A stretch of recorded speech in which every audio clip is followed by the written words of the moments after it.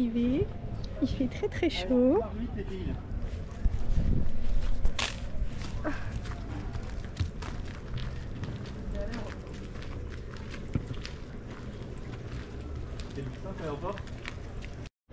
Bon ben comme sur beaucoup de petites îles, pour faire la Clairance, il fait chaud là.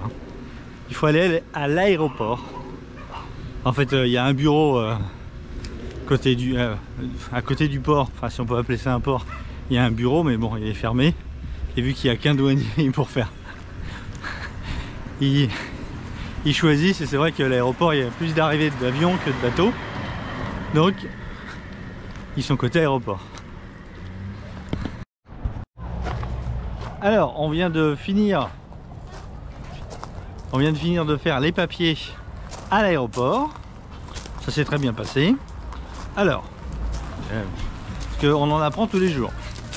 Alors figurez-vous que les îles Vierges américaines, il n'y a pas besoin de permis de navigation parce que c'est les États-Unis mais pas vraiment.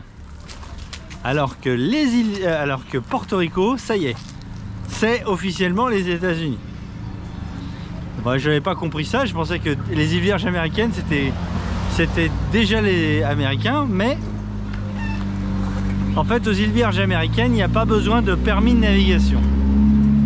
Alors qu'à partir de Porto Rico, il faut un permis de navigation, donc on a fait les papiers là pour avoir le permis de navigation. Jusqu'à septembre. C'est jusqu'à septembre le permis de navigation? Décembre. Jusqu'à décembre. Donc on a autorisation de naviguer dans les eaux américaines jusqu'au mois de décembre.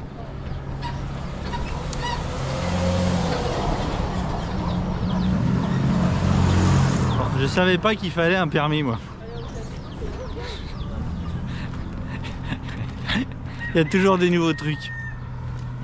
Je pensais qu'il y avait la Clairance, les douanes. Mais alors un permis de navigation, c'est la première fois que j'entends ça. Bon. Alors là, c'est marrant. C'est vraiment sympa, cette petite île.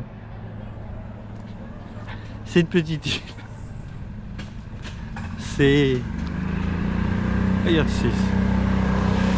c'est campagnard. Non, c'est encore Euro Disney, mais c'est Euro Disney, je trouve que c'est, bien sûr, c'est toujours du tourisme de masse, mais moins qu'avant. De toute façon, les gros bateaux de croisière, ils peuvent pas rentrer. Donc en fait, il n'y a que les gens qui arrivent soit avec la navette, qui doivent venir de Porto Rico, je pense, soit qui arrivent en avion. Et... en tout cas, je trouve que les gens ici sont décontractés plus qu'ailleurs. Ce que j'ai vu dans les îles précédentes, il y avait trop de monde en fait. C'est ça, le tourisme tue le tourisme. Là, c'est bon. Et puis, je trouve que c'est un peu moins cher. J'ai l'impression que c'est... Enfin, on va voir. Ça, c'est du jeu, hein.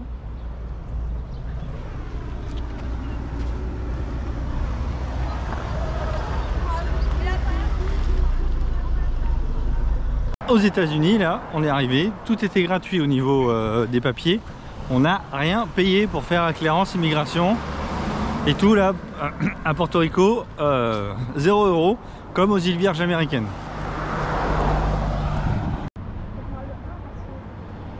Regardez, ici là devant, il y a le plus beau bateau du monde. Le Ukiva.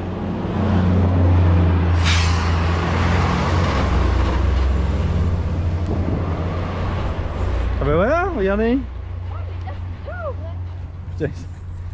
C'est propre en plus, hein. J'en reviens pas, il y a quelqu'un qui a nettoyé ou quoi avant nous? Oui, un resto en face. Ah, il y a un resto en face. C'est combien le resto en face? Bon, c'est un peu au bord de la route, hein. Non mais bon, c'est bizarre comme le resto, ils ont tout nettoyé. Et ils ont laissé la planche sur la table avec les serviettes. Putain, c'est dommage là, hein. Ça nous faisait un joli ponton pour accoster. Putain, ça y est. Tombe pas, il y a mon bateau dessous, tombe pas. Allez, ça grimpe, doucement mais ça grimpe.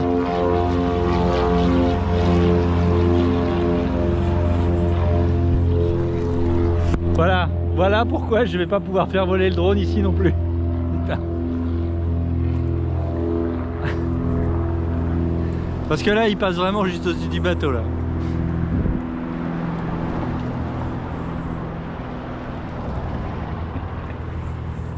Ça fait quoi le drone dans les pales de l'hélice? Ça fait POC. Bon allez. Ça fait la même chose comme le poulet. Oh mais c'est quoi que t'as? Regarde. Oh une petite poche là. Un petit hamster. Petit kangourou. Allez. En route. Clara fait préparation. Il y a encore les bouteilles à les remplir. Hein? Allez, en avant. La question c'est est-ce qu'on va remplir les bouteilles? Comment on fait? Est-ce que je vais d'abord chercher les bouteilles tout seul? On va d'abord demander, non? On va d'abord demander à pied? Ça marche. Et ça en fait des pontons, hein, mais ils sont tous privés.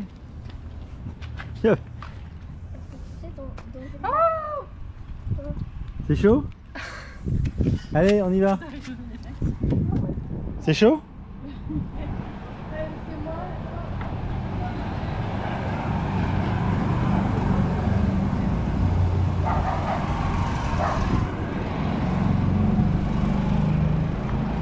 Ah, et voilà, île de Culebra.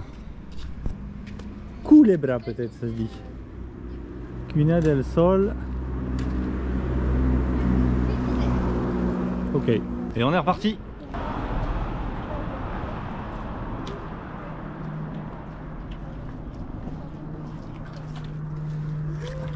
Des Saint-Jacques.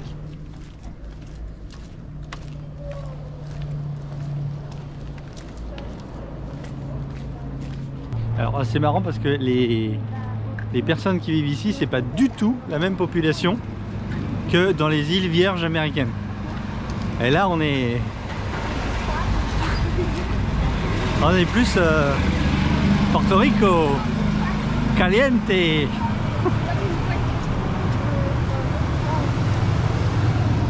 Donc tout à l'heure, on est allé au club de plongée qui nous a dit que bon, ils avaient un vieux compresseur, que c'était compliqué à faire fonctionner. Bon, les propriétaires n'étaient pas là et ils nous ont dit il vaut mieux aller faire gonfler les bouteilles de plongée à la station service.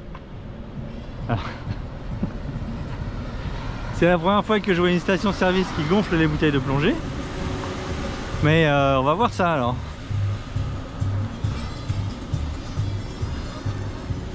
On aurait peut-être dû y aller en bateau parce que... Est-ce qu'elle est là? Ah, avec Total Énergie. J'ai un petit doute qu'il gonfle les bouteilles de plongée, mais bon. Ma foi, je vois pas pourquoi il m'aurait raconté n'importe quoi. Derrière la station-service, il y a une quincaillerie et effectivement, il remplit les bouteilles de plongée.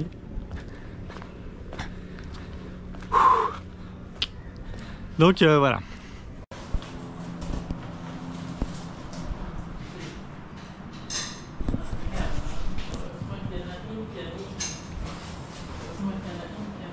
Quoi? Donc, attends. Choisir la température. Bon, je sais pas ce que ça veut dire ça. Il faut tout faire avant de rentrer le bazar. T'as déjà choisi la température? Oui, j'ai tout choisi. Et après, je sais pas où est-ce qu'on fait on. Ouais, Je vois pas le avis, bouton. c'est automatique quand tu vas rentrer ça. Voilà, c'est parti. Depuis qu'on est parti, en moyenne c'est 8 € la machine. Et là, ici, c'est 3 $. Génial, non? Comparaison des prix entre cette île-là et l'île de Saint-Martin. Saint-Martin, on m'avait vendu, c'est détaxé, c'est moins cher. Bon, bah moi j'ai pas trouvé. Pareil, Et les îles Vierges américaines, on m'avait dit c'est détaxé, c'est moins cher. Bah, j'ai pas trouvé, je me vois même plus cher. Là, on est donc sur une petite île de Porto Rico, qui est autour de Porto Rico, qui dépend de Porto Rico. Et c'est moins cher en fait. Hein. Les machines, bon, si vous faites une machine à laver, c'est moitié prix. On a acheté des boîtes de... Hier, on a été dans un petit commerce, il y avait des boîtes de conserve. Je me rappelle que, en soi-disant détaxé, c'est des boîtes de poulet, des boîtes de conserve de poulet. On est à 10 € la boîte. Ici, on est à 5 € la boîte. La même boîte, hein, pareil. Donc on passe du simple au double. Et c'était pareil à Saint-Martin. Hein. Donc ouais, faut vraiment se faire sa propre opinion parce qu'en fait, j'ai l'impression que les endroits qui soi-disant sont détaxés, en fait, les commerçants, ils rattrapent le décalage et ils se mettent la taxe dans la poche, en fait. Et puis c'est tout, voire même pire, je sais pas. Bon, c'est bien sympa en tout cas. Là, il y avait du pain, donc on a pris du pain. On dirait de la brioche en fait. C'est du pain sucré qu'ils ont. Une espèce de baguette, mais en fait, c'est sucré. Ça fait un pain sucré. C'est fou comme en changeant d'île, là. Pourtant, les îles, elles sont à... Il y a 15 000 entre les îles Vierges américaines et cette île, la première île de Porto Rico, là, de ce côté-là. C'est fou le changement. Alors peut-être que Porto Rico c'est différent, la grosse île de Porto Rico c'est différent, mais en tout cas le changement de population c'est hallucinant. Ici c'est une population complètement latino, alors qu'aux îles Vierges américaines c'était une population noire américaine. Voilà. Alors sachant que la question que je me pose c'est que aux îles Vierges américaines, donc c'est des îles qui appartenaient au Danemark. C'est ça le Danemark? Je sais plus. Enfin, c'est des îles qui n'étaient pas américaines et qui sont devenues et que les États-Unis ont acheté après. Donc en fait la question qu'on peut se poser c'est est-ce que c'est la population d'origine ou c'est une population importée? Je sais pas. Enfin, de toute façon, quoi qu'il arrive, la population des îles Vierges américaines, elle est importée. Enfin, de toute façon, toutes les îles, c'est des populations importées. Même ici, c'est latino, mais c'est plus les populations d'origine. Ça, c'est sûr. Mais c'est intéressant quand même, ce changement de population d'une île à une autre. Et ce changement d'ambiance. Parce qu'en fait, chaque île a son ambiance. Alors là, évidemment, je pense que ça s'explique parce qu'il n'y a pas de gros bateaux.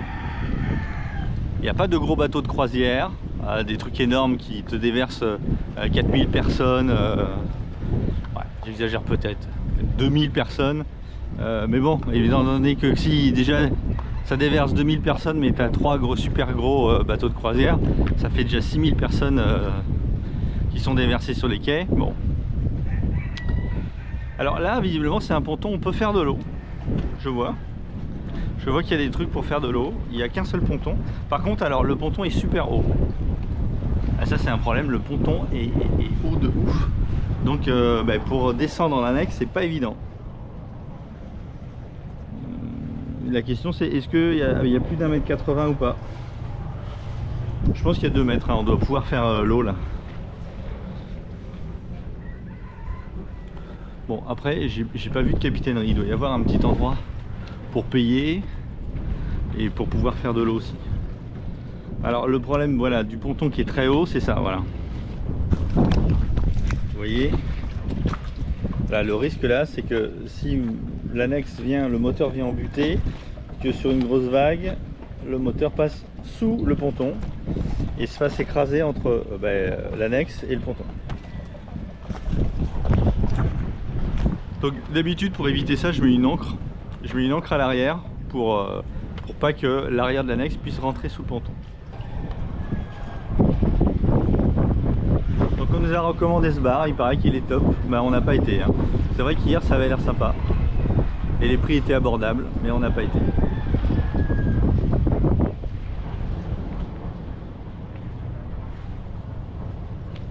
Alors pourquoi on n'a pas été, hein? Parce que les enfants, ils n'avaient pas envie de quitter leur cabine.